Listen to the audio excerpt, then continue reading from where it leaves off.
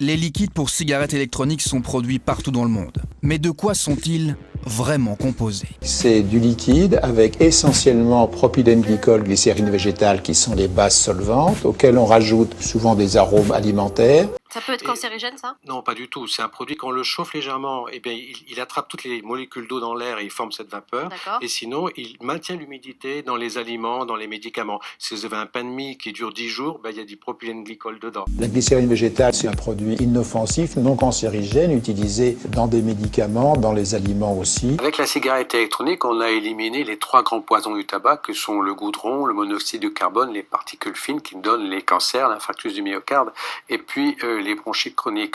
Il faut aussi savoir que dans ce combat cigarette électronique, il y a l'industrie du tabac derrière qui pousse à la roue, qui fait faire des études plus ou moins bidons, qui surchauffe, comme l'a dit Mathieu, les cigarettes électroniques pour y mettre en évidence des produits cancérigènes. 60 millions de consommateurs révèlent une liste inquiétante de produits toxiques contenus dans certaines e-cigarettes, peut-être pas si inoffensives donc. On a retrouvé du formaldéhyde, qui est une substance irritante et qui est un cancérogène avéré. Le formaldéhyde, qui est aussi quelque chose qui était très attaqué, il y en a moins qu'en respirant dans ce studio 24 heures. Et également, dans certains cas, des métaux lourds. Il y a moins de métaux qui sortent de la cigarette électronique que la quantité autorisée pour les médicaments en inhalation. La choléine, c'est une substance qui est très toxique. Les études qui retrouvent justement ces substances-là sont dans le cadre d'un mésusage.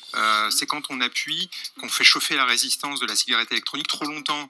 Trop longtemps, c'est de l'ordre de 3 à 4 minutes.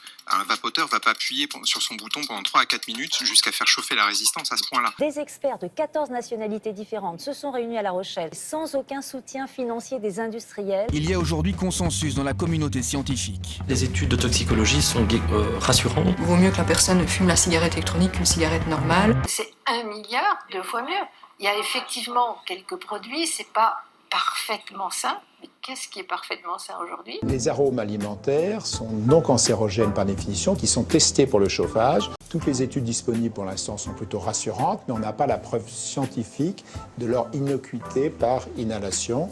C'est pour ça qu'il faut rester vigilant. Si on prend l'idée qu'un fumeur il va dépenser 2500 € par an pour son tabac, on imagine qu'il va le faire encore pendant 20 ans. Ça fait 50 000 €. Si j'ai 10 fumeurs qui ont arrêté, j'ai pris 500 000 € à l'industrie du tabac. Vous multipliez ça par toutes les boutiques qu'il y a dans le monde. Vous imaginez à ce moment-là et vous comprenez les enjeux financiers colossaux que ça représente. Le risque du tabac, c'est 1 chance sur 2 d'en mourir. Le risque de la cigarette électronique est nul.